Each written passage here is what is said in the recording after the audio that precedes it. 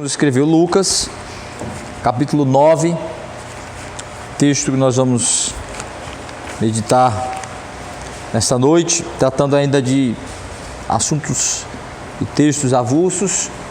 Nós vamos abrir no capítulo 9, do versículo 23 ao versículo 27. Nós vamos ler toda esta porção, mas nós vamos considerar apenas o versículo 23 naquilo que planejamos falar nesta noite.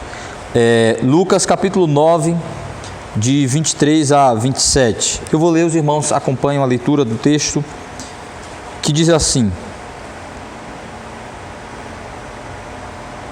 Dizia a todos: se alguém quer vir após mim, a si mesmo se negue, dia a dia, tome a sua cruz e siga-me. Pois quem quiser salvar a sua vida, perdê-la-á. Quem perder a vida por minha causa, esse a salvará. Que aproveita ao homem ganhar o mundo inteiro, se vier a perder-se ou a causar dano a si mesmo? Porque qualquer que de mim e das minhas palavras se envergonhar, dele se envergonhará o Filho do Homem, quando vier na sua glória e na do Pai e dos seus santos anjos. Verdadeiramente vos digo, alguns há dos que aqui se encontram que de maneira nenhuma passarão pela morte, até que vejam o reino de Deus. Que o Senhor aplique a sua palavra nos nossos corações. Amém. Nós vamos considerar especificamente o versículo 23, que diz assim: Dizia a todos: se alguém quer vir após mim, a si mesmo se negue dia a dia, tome a sua cruz e siga-me. Gostaríamos de meditar um pouco nessa noite a respeito deste princípio estabelecido por Cristo, dessa exigência feita por Jesus a respeito de nossa identificação com Ele, de nosso discipulado, que é a questão da autonegação, de que o cristão precisa negar-se a si mesmo, abrir mão de algumas coisas, tomar a sua cruz para se identificar com Cristo. O que seria esta autonegação que Cristo chama de sacrifício pessoal, e o que isso de fato significa, qual é o propósito, a importância disso dentro da nossa caminhada cristã? Esta fala de Cristo, ela está relacionada ao discipulado, à identificação com Ele. Ele mesmo disse: quem quer vir após mim, quem quer me seguir. Então aí a ideia de discipulado, né, de identificar-se com Cristo, de seguir a Cristo, de imitar a Cristo. Este, disse Jesus, deve tomar a sua cruz, deve negar-se a si mesmo, tomar a sua cruz e seguir até Cristo. O que isso significa de verdade? O que é essa autonegação sacrificial de alguma forma, né? Que exige um sacrifício. Primeiro, é importante nós entendermos o que não é. Quando Jesus exige autonegação para os seus discípulos, e por conseguinte para todos nós, como crentes, porque a identificação com Jesus, o discipulado, ela é algo relacionado a todos os cristãos, a todos os crentes.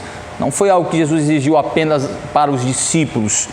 Não eram só eles que deveriam se identificar com Jesus, os apóstolos, os 12, seguir os seus passos, mas todos nós.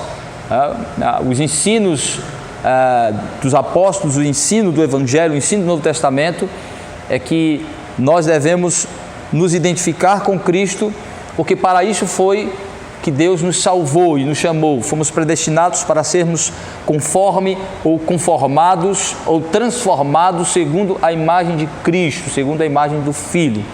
Então a nossa transformação, a nossa salvação, a nossa regeneração, ela tem como objetivo nos moldar, nos transformar segundo Cristo. Então, imitar a Cristo, seguir os passos de Cristo, ser discípulo de Cristo, tem a ver com o resultado, com o propósito de nossa salvação. Em outras palavras, é o resultado prático e final da santificação. A santificação nos leva ao aperfeiçoamento, à perfeição, para segundo Cristo, para sermos justos, santos e obedientes como Cristo. segundo Cristo, seres humanos perfeitos segundo a perfeição de Jesus. Então, nesta caminhada de santificação, Jesus Cristo explica isso usando o princípio da autonegação para a identificação com Ele. Então, o que isso não é? Primeiro, é importante entendermos que imitar a Jesus, ser discípulo de Cristo, seguir os passos de Cristo, não é o que faz de nós cristãos, certo? Ninguém se torna um cristão imitando Jesus. Imitar Jesus não é o meio que nos tornamos cristãos, que nos tornamos salvos, que somos salvos. Ninguém é salvo imitando os passos de Jesus, porque Jesus não é um mero padrão moral a se seguir. Ninguém se torna perfeito seguindo Jesus como um padrão moral. Por que isso? Porque ninguém pode fazer isso? Porque nós não temos capacidade de imitar a Cristo, e imitar a Cristo não resolveria o nosso problema de caídos, de depravados, de condenados ao inferno, de devedores da lei de Deus. Então, a simples imitação não mudaria nosso status legal de condenados, não mudaria nossa condição de natureza corrupta, e não alcançaríamos nenhuma transformação e nenhuma perfeição imitando Jesus. Então, qualquer religiosidade, qualquer religião, qualquer segmento ou ensino cristão que coloque a imitação a Cristo como o meio de nos tornar salvos ou cristãos, isso é falso. Imitar a Jesus não é o meio de ser salvo. Imitar a Jesus é o resultado de ser salvo. Só imita Cristo quem é salvo. A imitação é o resultado da regeneração, é a continuação da obra de Cristo em nós, nos moldando a Ele, por já haver nos libertado da condenação e nos regenerado. Então, fomos feitos já discípulos, então aí podemos segui-lo. Fomos transformados, então aí podemos imitar a Cristo. Então, a autonegação e imitação a Cristo não é o meio que nós somos salvos, não é o meio de nos salvar. Então, isso significa que esta autonegação não é sacrificial também. Não é uma cooperação com Cristo para a minha santificação. Ou seja, quando Jesus diz, tome a sua cruz, Ele coloca a autonegação um tom de sacrifício pessoal, e de fato há um sacrifício pessoal, porém Ele não é redentor, Ele não é santificador, não é a minha autonegação, não é tomar a minha cruz que me santifica. Quem me santifica é Cristo, usando os meios de graça. Então, a autonegação não é o meio de me tornar santo, não. A autonegação é um meio de receber mais de Cristo, buscando as fontes, ou seja, abrindo mão daquilo que impede meu crescimento e minha santificação, para que eu possa me alimentar e me nutrir de Cristo. Então, não é a autonegação em si, não é o sacrifício em si que me santifica. Não é negar-se, não é abrir mão de algo que me torna santo. Certo? O que me torna santo é o quanto eu continuo recebendo de Cristo, de sua graça, de seus méritos e benefícios como meu Redentor. Então, a autonegação, o sacrifício pessoal não é redentor, não é salvador, não é Ele em si mesmo santificador, mas e também não é, em termos práticos, não é uma anulação de personalidade, de pessoa. Não é deixar de existir, não é deixar de ser um ser humano, uma pessoa que tem uma identidade, que tem uma individualidade. Negar-se a si mesmo não é perder identidade, não é perder personalidade. Não existe isso, né? Não é deixar de existir. Para a gente entender melhor isso, nós usamos o texto de Filipenses 2 como paralelo a esse. Quando Paulo explica a gnose, o esvaziamento, o esvaziar-se de si mesmo, tendo Cristo como referência, ele vai dizer, olha, nós lemos o texto de Filipenses 2, né? Paulo diz assim, tenha a mesma disposição mental de Cristo, que esvaziando-se de si mesmo, tomou a forma de servo, não usurpou o ser igual a Deus, sendo ele Deus, tomou a forma de servo, submetendo a tudo que estava disposto para ele, aceitando tudo, obedecendo a tudo, inclusive a morte de cruz. Então, o que Paulo está explicando aí?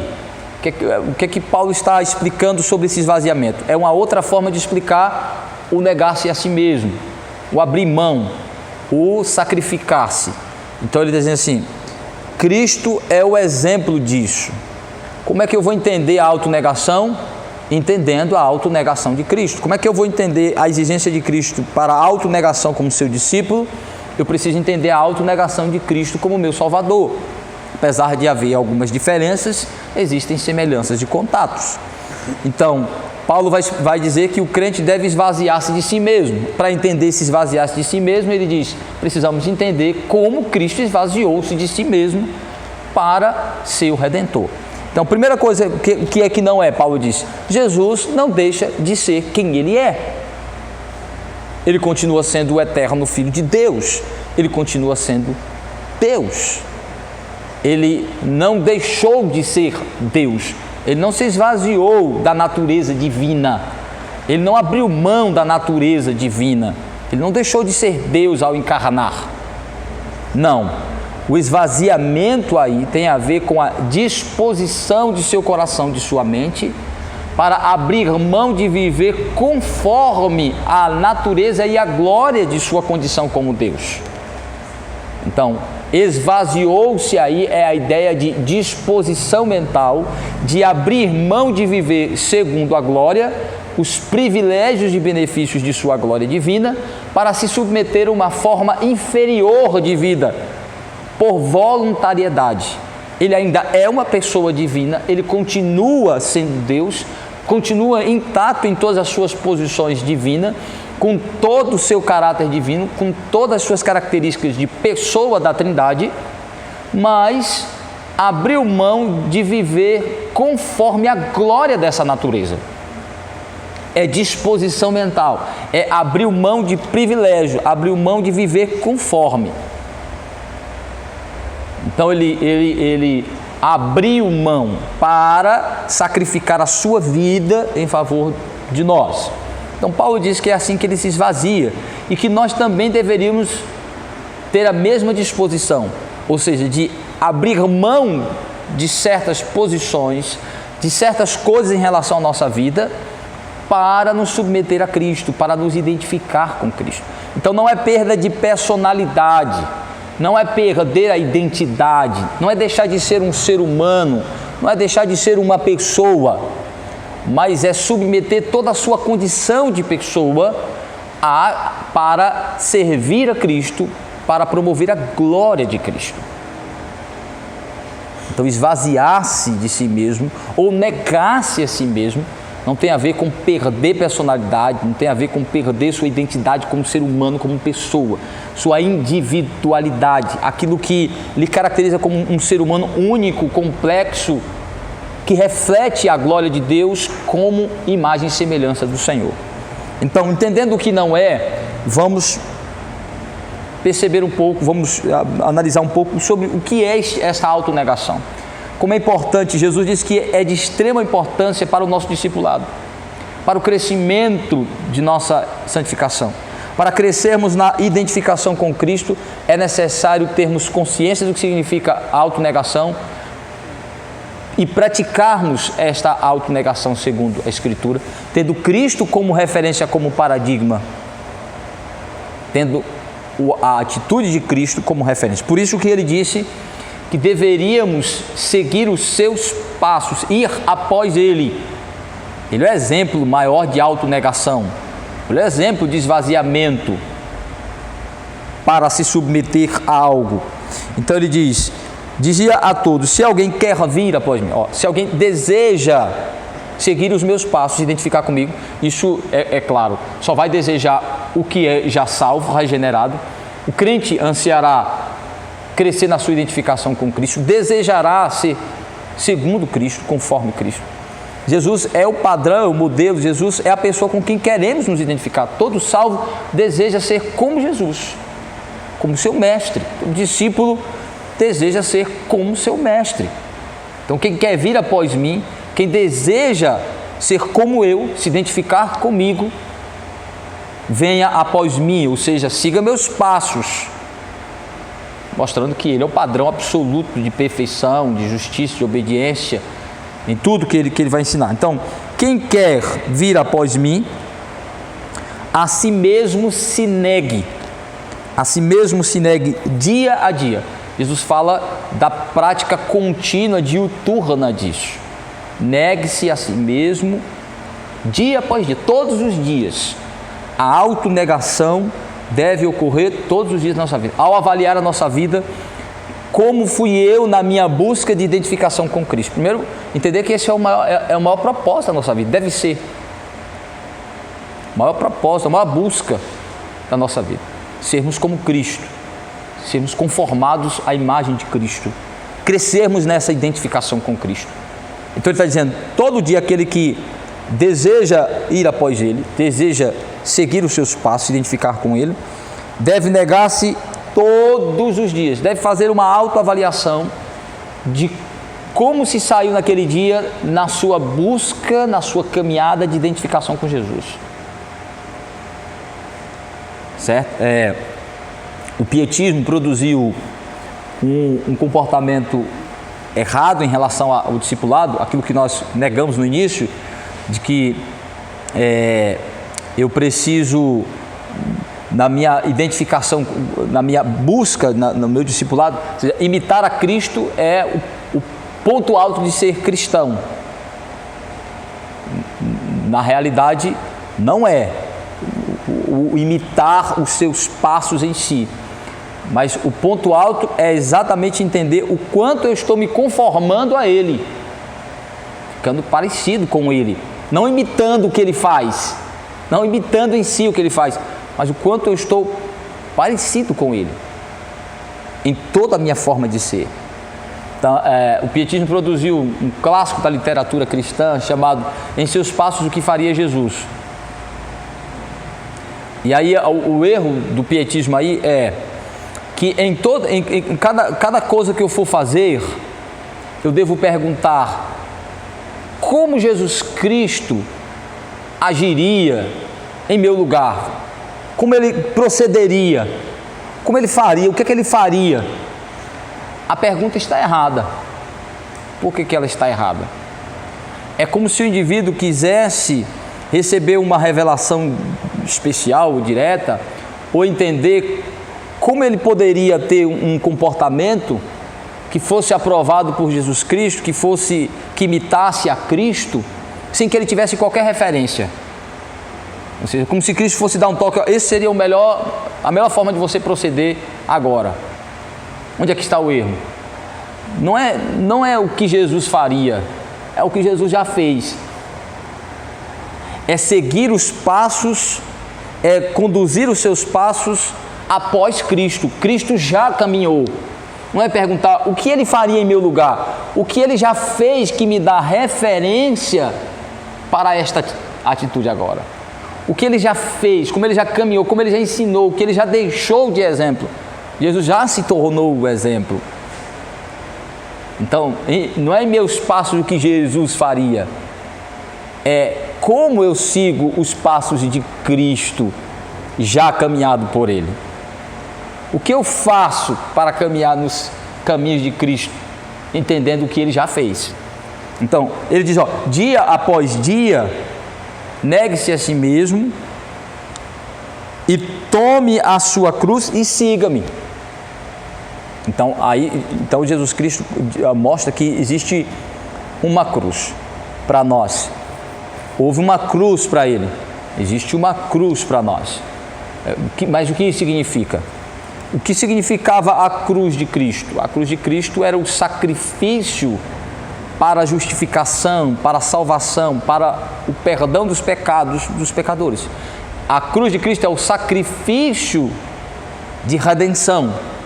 É o sacrifício que satisfaz a justiça de Deus. É o sacrifício que atende todas as exigências de Deus para salvar pecadores. Então, como já disse, Jesus não está falando de uma cruz de sacrifício redentor para nós, de sacrifício de remissão de pecados, de sacrifício de pagamento de dívida. E não existe essa cruz para nós. Ela é de Cristo. A cruz aí é o símbolo do sacrifício, da morte. Que tipo de morte Cristo morre? Que tipo de sacrifício Cristo realiza? Um sacrifício de redenção, de salvação. Nós não temos um sacrifício de redenção. Nós não nos tornamos pessoas melhores levando a nossa cruz de sacrifício. Nós não nos tornamos menos pecadores no nosso sacrifício. Não. Aí é sacrifício de identificação com Jesus. Aí não é sacrifício de redenção, de salvação. Aí é sacrifício de discipulado.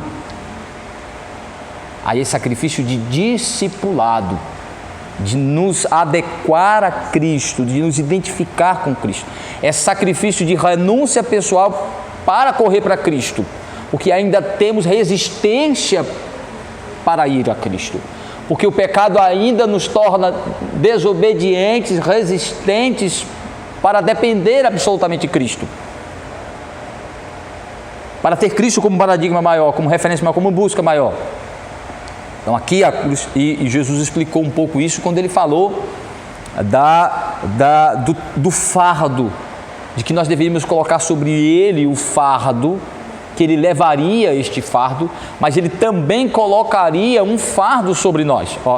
Quando Cristo fala sobre lançar sobre ele os nossos fardos, ele fala de que nós devemos lançar sobre ele um fardo, e ele coloca sobre nós um jugo e um fardo. Porque o meu jugo é suave e o meu fardo é leve. Então Jesus fala de um fardo que nós colocamos sobre os ombros dele, que ele carrega, e quando fazemos isso, ele coloca um jugo sobre nós, uma cangaia sobre nós, ele bota um suporte sobre nós e coloca seu fardo em cima de nós. O que isso significa? O nosso fardo sobre Cristo é o nosso pecado, a nossa maldição, a nossa culpa. Ele carrega o fardo de se identificar com a nossa miséria, com a nossa culpa, com a nossa condenação. Ele leva este fardo morrendo sacrificialmente por nós. Então, o fardo do pecado, o fardo da culpa, o fardo da libertação, da salvação, é Cristo que carrega. Mas qual é o fardo que ele coloca sobre mim? Quando Cristo me salva, ele me une a ele para uma caminhada de discipulado e de santificação. Então, qual é o fardo? É o fardo do discipulado, da identificação com Cristo. É aí que está associado, aí que está relacionado a questão da autonegação, do tomar a sua cruz. É morrer para o pecado, é sacrificar os desejos pecaminosos para correr para Cristo. Mas o que é que a gente abre mão de fato, de verdade? A cruz aqui não é uma pessoa difícil na vida da gente. A cruz aqui não são as pessoas complicadas que a gente tem. Não é o marido fardo, a mulher fardo, os filhos fardos, né? Não é isso. Apesar de que isso faz parte da nossa autonegação, inclusive. A cruz aí é para nós. Não é o outro se tornar para nós. É a cruz para nós. Mas para quê? Para a gente morrer nela. É para a gente morrer nela. É a cruz da autonegação para ter mais de Cristo, receber mais de Cristo. Mas o que é que a gente nega mesmo? O que é que a gente abre mão neste processo? Três coisas importantes, rápidas, para a gente entender claramente nas Escrituras ensinado, do que é que a gente abre mão na nossa autonegação para a nossa identificação com Cristo, para o nosso crescimento. A primeira coisa que a gente deve o tempo todo buscar negar em nossa vida é a nossa própria justiça. Mas quando a gente é justificado, a gente nos abre mão de nossa justiça pessoal, em parte, mas a gente continua ainda querendo lançar mão dela ao lidar com os nossos pecados, ao lidar com a nossa santificação. Há uma tendência de supervalorizarmos as nossas obras, a maneira de lidarmos com o pecado. Então há uma tendência de querer voltar a lançar mão da justiça pessoal. Quando lidamos com os pecados, quando confrontamos os outros nas nossas relações interpessoais, ainda há uma tendência de lançar mão de nossa justiça pessoal, de autodefesa, de autojustificação, de justificativas.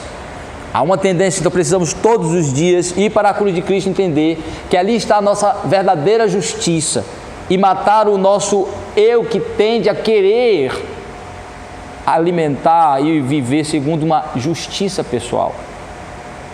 Então, a primeira autonegação está relacionada a abandonar a justiça pessoal. É uma luta que todos os dias travamos. Veja, Paulo fala sobre isso quando ele trata em Filipenses capítulo 3, sobre o que ele entendeu ao encontrar Cristo. Fala do que ele recebeu imediatamente e o que ele continua buscando em Cristo. Permanecer na justiça em Cristo, na suficiência da justiça em Cristo, todos os dias abrindo mão de sua justiça pessoal. A gente pensa que isso não tem a ver conosco, que já fomos justificados, mas tem. Nós temos a tendência de lançar mão de nossa justiça pessoal ao lidar com o pecado, em vez de confessar, em vez de nos humilhar, em vez de reconhecer que ainda há corrupção, ainda há sujeira que precisa ser limpa em Cristo, e apenas nele, e apenas no sacrifício dele, a gente tenta construir nossa justiça, tenta alimentar nossa justiça pessoal. Às vezes, se sentindo melhor pelo que fez um pecado, cometeu um pecado, mas faz uma coisa e se sente melhor, se sente mais redimido, se sente mais santo, mais puro, porque fez algo compensador.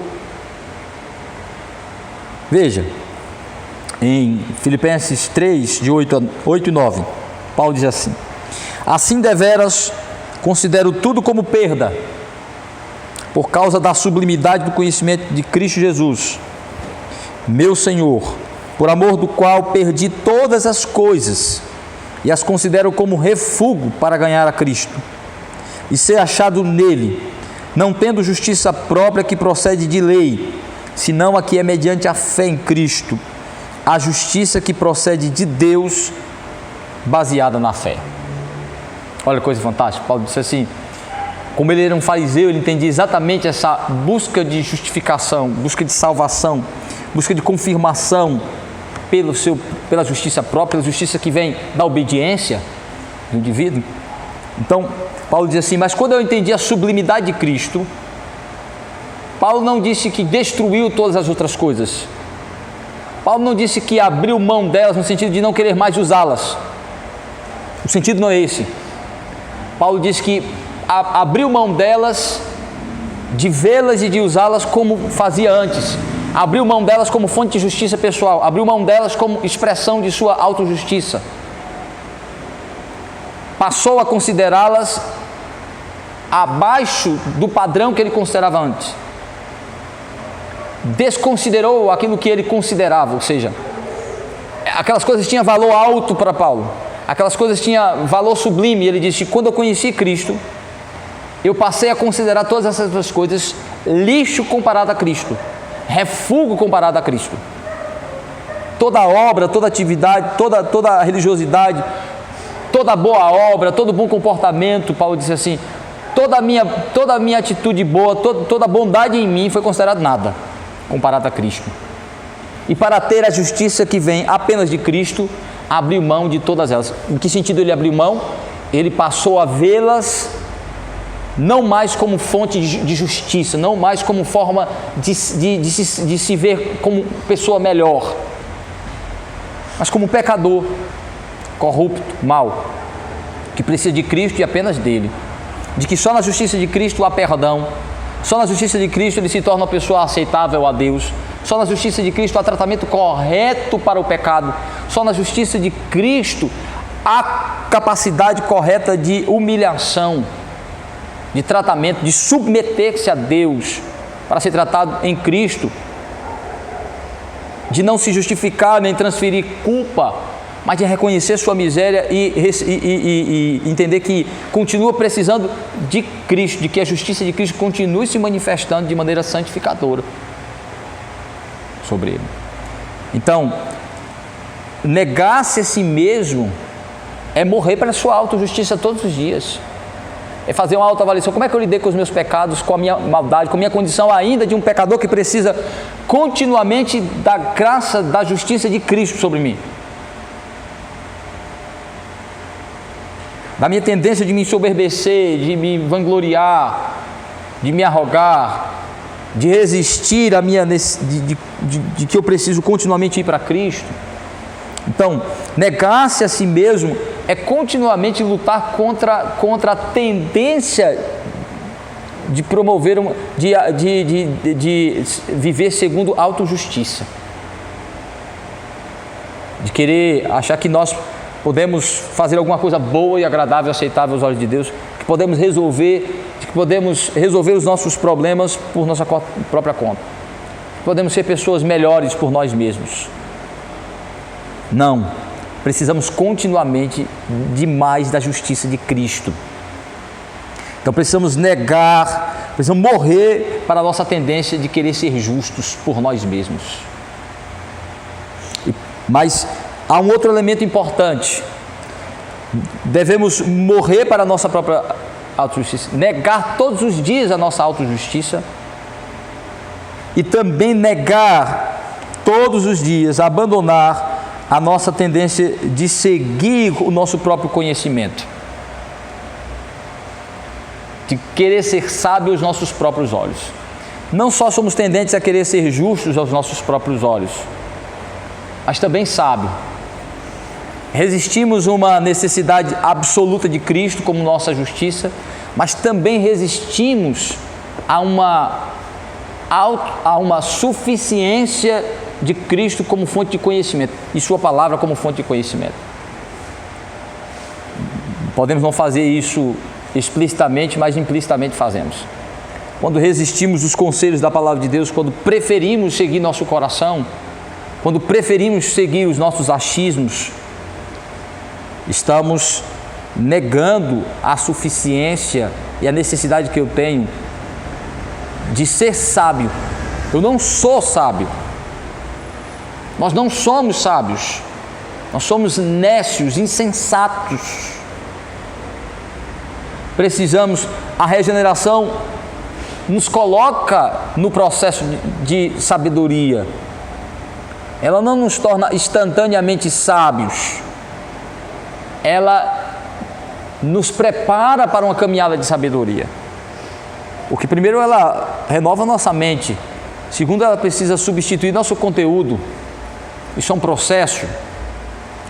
Terceiro, ela precisa, nessa mente renovada, de um conteúdo que vai gradativamente se renovando, segundo a Escritura, o Espírito Santo precisa nos orientar como tornar prático e relevante este conhecimento que está renovando a minha mente. Como viver, agir segundo este conhecimento, que aí é a sabedoria na prática, é o viver sábio. Então, a palavra de Deus vai nos mostrar que nós éramos insensatos. E a insensatez ainda está em nós. Pastor? Sim. Hoje a gente vê muitas pessoas querendo saber como agir no dia a dia. Isso. Quero saber de Deus qual vai ser a namorada e o jovem vai escolher. No caso, o jovem. Ou a minha profissão. Ou a profissão. Querendo saber uma resposta direta de Deus. Você vai ser engenheiro, você vai ser qualquer outra profissão. Ou você vai escolher fulana ou beltrana. Mas, como o pastor falou, sabedoria de Deus é você seguir o que já foi ensinado por Deus. Quando Deus deu sabedoria a Salomão, Não foi para ele perguntar a Deus o que fazer, foi para ele decidir conforme a sabedoria que Deus conforme a lei de Deus, capacidade de fazer isso, né? Com certeza, foi algo sobrenatural e especial na vida de Salomão, mas é o que todo crente deve buscar e deve procurar ser sábio, segundo a palavra de Deus. Mas aí você falou uma coisa interessante, bebê de Cado. Quando o cristão deseja conhecer a vontade de Deus, ainda que às vezes equivocadamente, querendo uma revelação direta, ainda está bom. Quando ele quer saber qual é a vontade de Deus para a vida dele. O problema é quando ele não está nem aí para a vontade de Deus. O problema é quando ele troca a sabedoria de Deus, o conhecimento de Deus pelo seu próprio coração. Segue, ou seja, como é que ele faz isso às vezes? Não faz isso dizendo assim, eu não quero saber de Deus, não. Você falou de namoro. Olha, você não pode namorar com descrente. Está escrito aí na Bíblia, mas pastor, olha, eu sinto umas coisas, eu tenho uma ideia, meu coração, ou a minha experiência, ou eu conheço pessoas. Eu já vi várias pessoas dizer assim, não, fulano casou com um descrente e o marido se converteu. É sobre isso que Jesus está falando. Negar-se a si mesmo é abrir mão de sua fonte de sabedoria, de conhecimento, para se submeter a de Deus, a Ele somente. Negar-se a si mesmo todos os dias é abrir mão de seguir a sua própria fonte de conhecimento em detrimento de Deus. Morrer todo dia para essa tendência nossa de querer ouvir Satanás dizendo, não foi bem assim, Deus disse aí, mas não é bem assim, siga seu coração, siga essa ideia que eu estou lhe dando aqui, não vá para o que Deus está dizendo, Deus não quer o melhor para você, Deus é enganador, Ele está furtando você do melhor. Negar-se assim, há uma tendência do nosso coração de querer seguir uma fonte autônoma de conhecimento e de sabedoria, independente de Deus. Nós vamos ver no final, por isso que Jesus é a referência disso. Jesus vai para a cruz, o que é que ele está abrindo mão?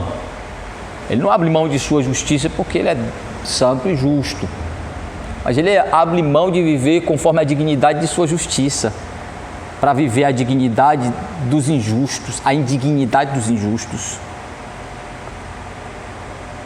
Porque foi o que Deus preparou para ele, para ser a justiça da salvação. Jesus Cristo tem todo o conhecimento, Jesus Cristo é Deus, mas Jesus Cristo veio para seguir radicalmente a revelação divina para ele. E ele diz assim, vim fazer a vontade do meu Pai, vim cumprir a palavra de Deus.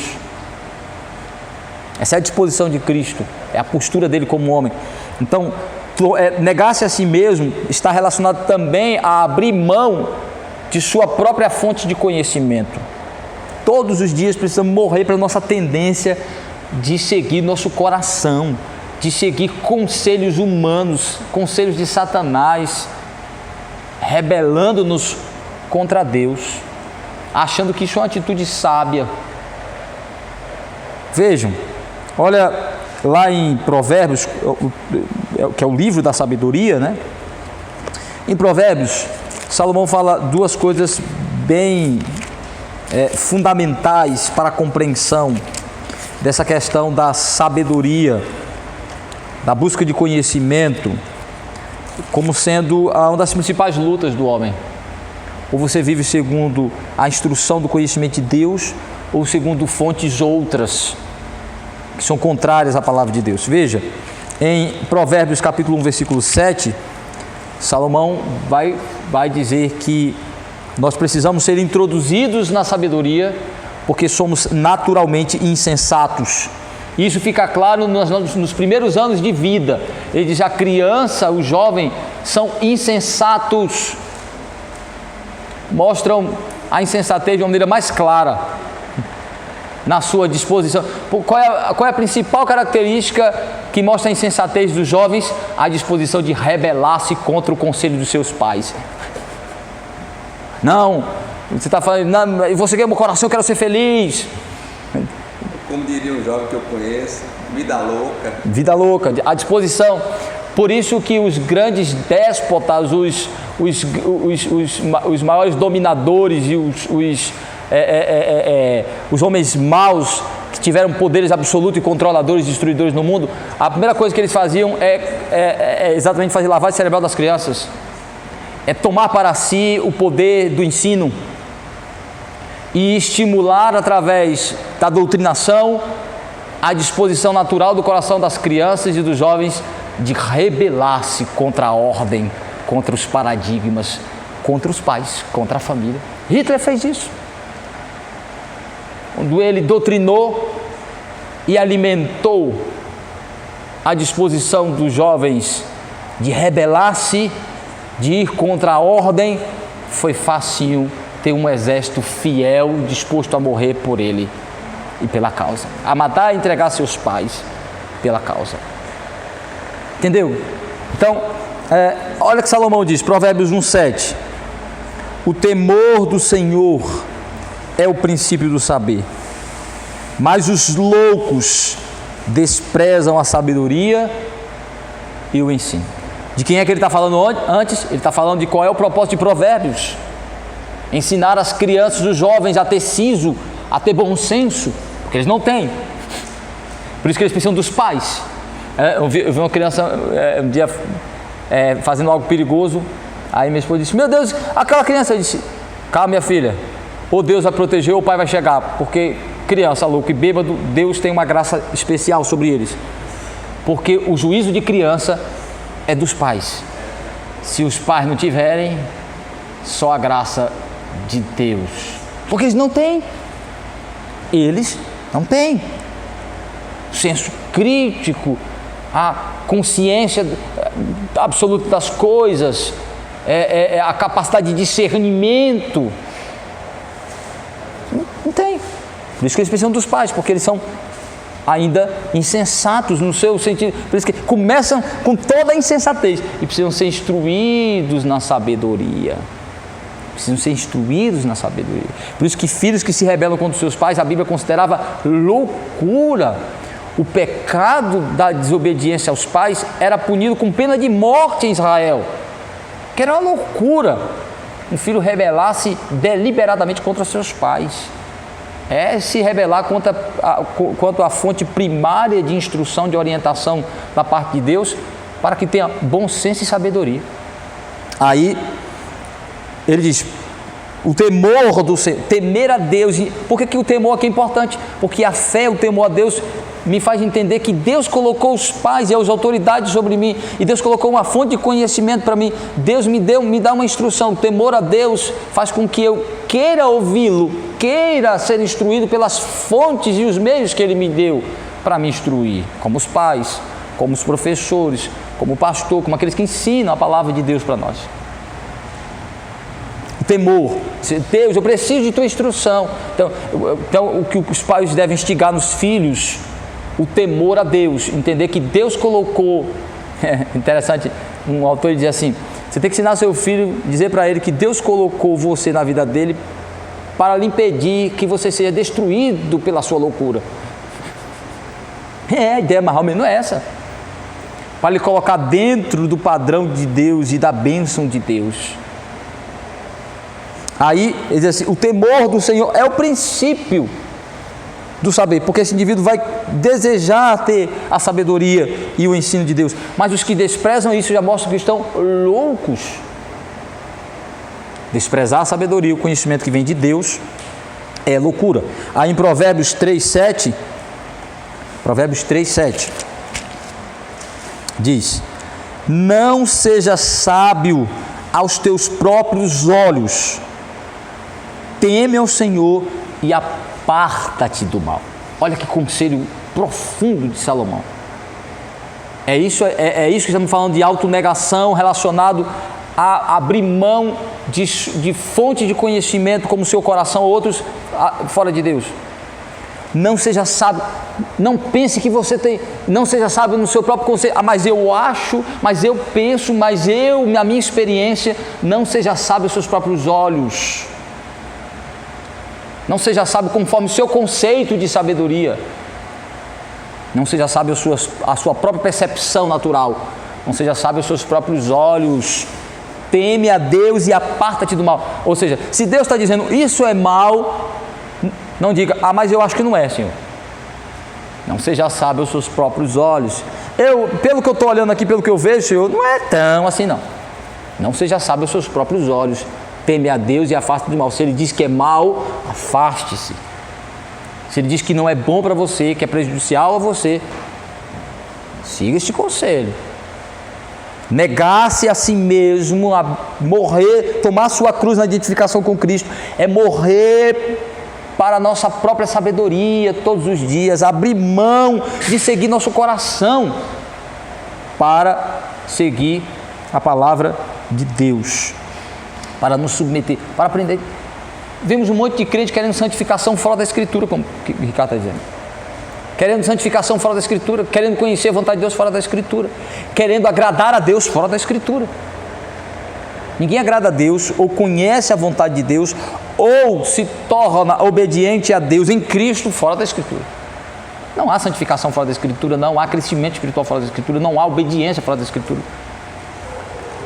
Então, por isso que em 1 Coríntios, o apóstolo Paulo, falando sobre isso, ele vai dizer que Jesus é a sabedoria e o conhecimento de Deus para nós. Então, o que é que eu procuro na Escritura? Não um mero conjunto de regras e de normas. Eu procuro entender como eu me torno obediente a Deus em Cristo. Como eu recebo mais de Cristo para me tornar obediente nele. Como eu me identifico com Cristo. Como eu cresço na minha identificação com Cristo para me tornar nessa identificação mais obediente, mais sábio, recebendo a mente de Cristo. Vejam aí, 1 Coríntios 1, de 18 a 25. 1 Coríntios 1, de 18 a 25.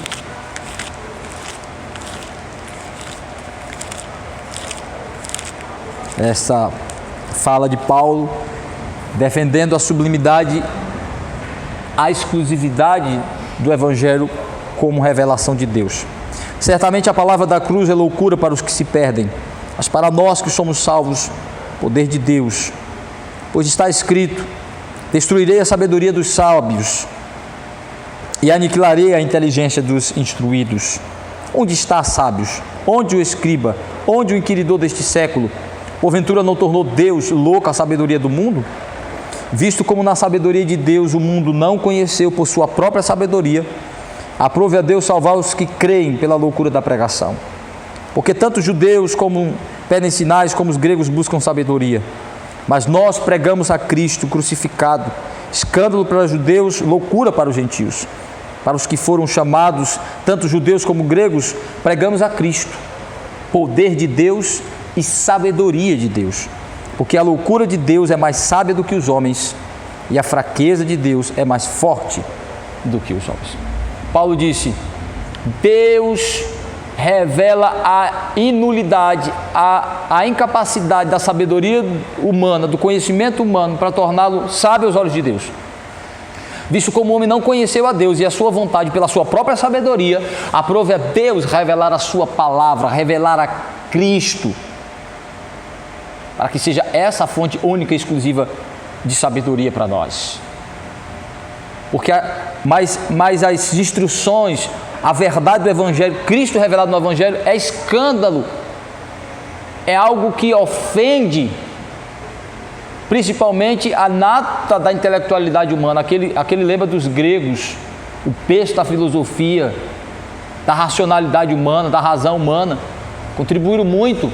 Mas diz assim, mas os homens mais sábios do mundo, os filósofos, ele diz, eles são, o conhecimento deles é loucura quando negam Cristo, quando ignoram o Evangelho.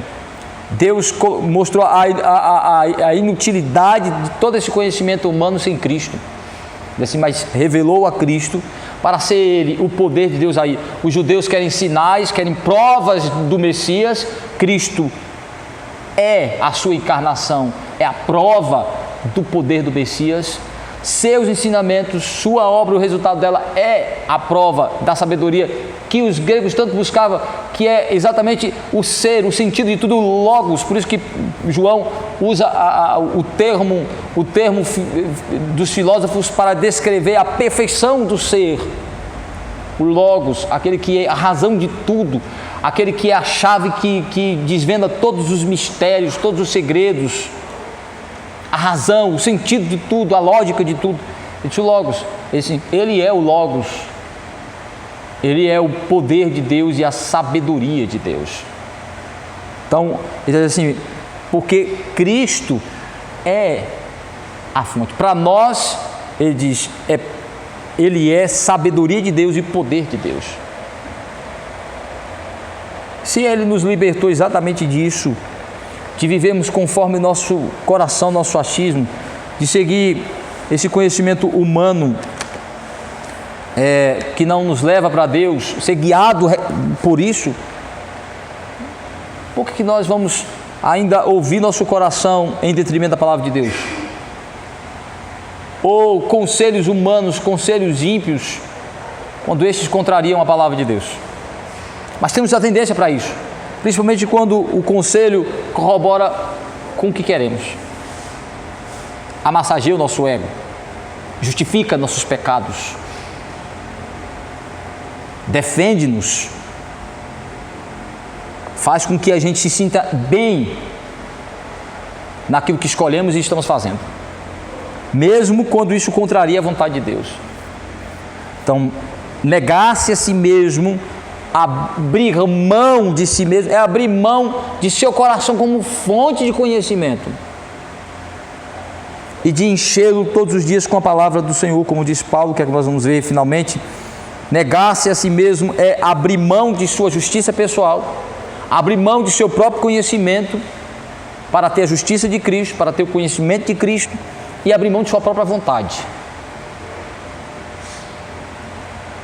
É também negar ao seu coração as vontades que contrariam a vontade de Deus. Vejam, o apóstolo Paulo vai falar sobre isso em Romanos, capítulo 8, de uma maneira bem especial, 8, 28 e 12, 1 e 2.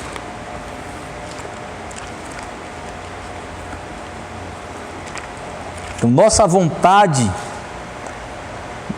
não é deixar de ter a vontade, não é deixar de pensar, raciocinar e buscar conhecimento, mas é submeter tudo isso a Cristo, sujeitar a Cristo como fonte de conhecimento e Cristo como fonte de verdadeira vontade para nós. Veja, é sempre submeter a nossa vontade ao crivo da vontade de Deus. Claramente a Bíblia fala de dois aspectos da vontade de Deus: aquilo que Ele revela para nós de sua vontade, que é chamado vontade preceptiva de Deus, os preceitos de Deus, e a vontade oculta de Deus, aquilo que faz parte de seu plano eterno e de seu governo soberano, que são os decretos, a vontade decretativa, o decreto de Deus. Nem tudo do decreto a gente conhecemos uma parte que está na sua vontade preceptiva. Nós conduzimos a nossa vida sendo guiados pela orientação da vontade de preceito, preceptiva de Deus, sua lei, sua palavra, mas com disposição de nos submeter à sua vontade soberana quando ela se manifesta a nós através da providência de Deus. Em Deuteronômio capítulo 29, versículo 29, Moisés fala sobre isso. Ele diz que as coisas ocultas a Deus pertencem, mas as reveladas a nós e a nossos filhos, para cumprirmos tudo quanto está escrito no livro da lei. A vontade oculta de Deus pertence apenas à sua mente, mas ela se manifesta a nós através da providência. Por exemplo, como é que eu sei que Deus tinha planejado para mim hoje? Hoje eu já sei, pelo menos até agora. O que Deus planejou para a minha vida neste dia? Eu não sei até o fim dele, mas até agora eu sei o que foi que Deus planejou. Como é que eu sei? Já passei por ele. Hoje o dia todinho eu já vi o que foi que Deus planejou para mim. Mas e o que vai acontecer amanhã? Aí eu não sei, só quando acontecer. Porque isto está oculto no plano eterno de Deus e se revela a mim na providência. Mas eu não me guio a minha vida por este aspecto do conhecimento de Deus, apesar de submeter a minha vida também a isso. Porque ao ver o dia que Deus me deu hoje, o que é que eu devo fazer? Reclamar? Questionar? Murmurar? Não. Agradecer e dizer: Deus, obrigado por este dia, pelas lutas, pelas dificuldades, pelas coisas boas e ruins. Obrigado pela tua providência deste dia. Então, eu também me submeto a esta vontade oculta. Quando ela se revela, eu dou graças e me adequo a Ele. Mas também Tiago fala de que mesmo que eu não viva conforme o futuro, eu devo me preparar para ele. Ou seja, eu planejo, Tiago diz, você planeja viajar, mas não conhece qual é o plano de Deus para você. Então ele diz, então você deve planejar, orar, descansar e dizer: se Deus quiser e se eu estiver vivo. Aí não é só falas, não são só palavras que Tiago quer que a gente profira, mas ele está falando de uma disposição, de que deve ocupar a nossa mente, de como devemos estar, que estado de espírito deve estar quando planejamos o futuro. Ou seja, na nossa mente devemos estar dispostos a nos submeter a Deus, a sua vontade que está oculta. Ele pode confirmar meu plano ou frustrar ele, e eu louvá-lo quando ele confirmar ou frustrar. Este é o ponto de Tiago. Mas como é que eu planejo? Qual é o princípio básico? Eu devo planejar conforme os princípios da palavra de Deus já me dado. Devo viver o hoje conforme os preceitos, buscando a vontade de Deus revelada para mim e preparando o meu espírito para a sua vontade não revelada, entendendo que Ele pode mudar a minha vida da noite para o dia. Eu posso dormir e acordar amanhã com a minha vida totalmente mudada por Deus, por circunstâncias que Ele tenha planejado. E entender que eu devo me submeter a esta vontade soberana, louvando a Ele. Então veja, Paulo fala sobre isso em Romanos capítulo 8, versículo 28. E 12, 1 e 2. Primeiro 12, 1 e 2. Rogo, pois, irmãos, pelas misericórdias de Deus, que apresenteis o vosso corpo por sacrifício vivo, santo e agradável a Deus, que é o vosso culto racional. E não vos conformeis com este século, mas transformai-vos pela renovação da vossa mente, para que experimenteis qual seja boa, agradável e perfeita a vontade de Deus.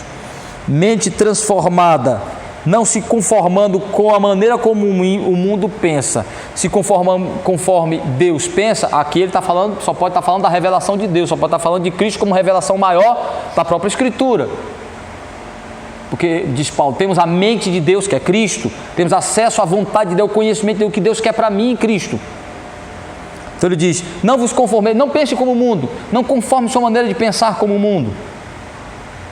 Não planeje, não alimente os desejos do seu coração como o mundo faz. Mas transformai-vos pela renovação. Então, renove a sua mente com o quê? Paulo, em Filipenses, ele vai dizer assim, tudo que é bom, tudo que é amável, se boa fama há, se é justo, se é correto, tratando-se das características que definem a pureza da palavra de Deus. Se algum louvor há, nisso pensai, diz ele. Isso que deve ocupar a sua mente. Então ele diz, mas é um processo de substituição, diz Paulo. Há uma tendência de pensar como os ímpios, e pensando como os ímpios, alimentando os desejos e as vontades como os ímpios. Aquilo que desejamos tem muito a ver com aquilo que pensamos, como pensamos. Então ele diz, renove a sua mente, para que experimente a vontade de Deus, o que Deus quer que você tenha, deseje, o que é que você queira, como é que você deve viver, que desejos devem ocupar seu coração, conforme a vontade dele.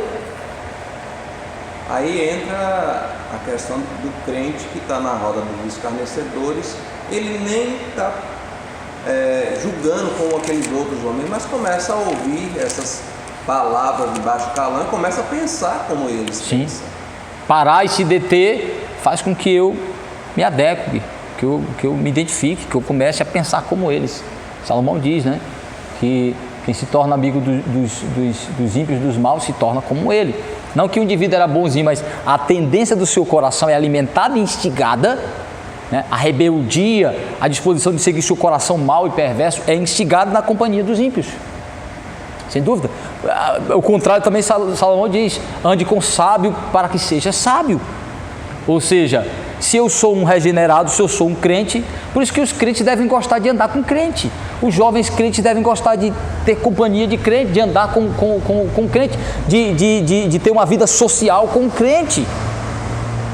Os crentes que nas suas festas e nas suas relações sociais estão mais com os ímpios do que com os crentes, você acha que ele vai se comportar como? Qual é a tendência, o que vai ser mais alimentado nele? Esse é o ponto.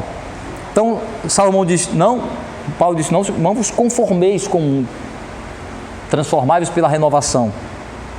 Tem que haver uma renovação para experimentar a vontade de Deus, para saber qual é a vontade de Deus, certo? Entendendo aí que tem a ver com preceito. E em Romanos 8, 28, Paulo fala o seguinte: sabemos que todas as coisas cooperam para o bem daqueles que amam a Deus, daqueles que são chamados segundo o seu propósito. Então, a vontade de Deus significa que tudo que Deus coloca em minha vida, Ele vai cooperar para o meu bem. Esta é a vontade de Deus, que tudo coopere para o meu crescimento, para o meu bem. Vai redundar em bem na minha vida. Mesmo aquilo que eu não conheço especificamente, que eu não vi, mas ao acontecer, saibamos que tudo vai concorrer para o nosso bem. Com isso, meus irmãos, Jesus Cristo disse: então siga-me. Jesus foi para a cruz exatamente negando-se a si mesmo, ou seja, abrindo mão de sua glória. Jesus não tinha nada pecaminoso para abrir mão como nós, mas Ele abriu mão de algo glorioso para fazer a vontade do Pai, para seguir a palavra do Pai, para ser a justiça que o Pai havia providenciado para Ele, se submetendo a uma identificação com injustos. Então, nossa identificação, tomar a nossa cruz, é abrir mão de nossa justiça, abrir mão de nosso próprio conhecimento, abrir mão de nossa própria vontade quando essa conflita com a de Deus. Seguir a vontade de Deus em Cristo, seguir o conhecimento e a sabedoria de Deus em Cristo, seguir a justiça de Deus em Cristo. Essas são as lutas diárias do nosso coração. A tendência de seguir a nossa própria vontade, seguir a nossa própria sabedoria e nossa própria justiça.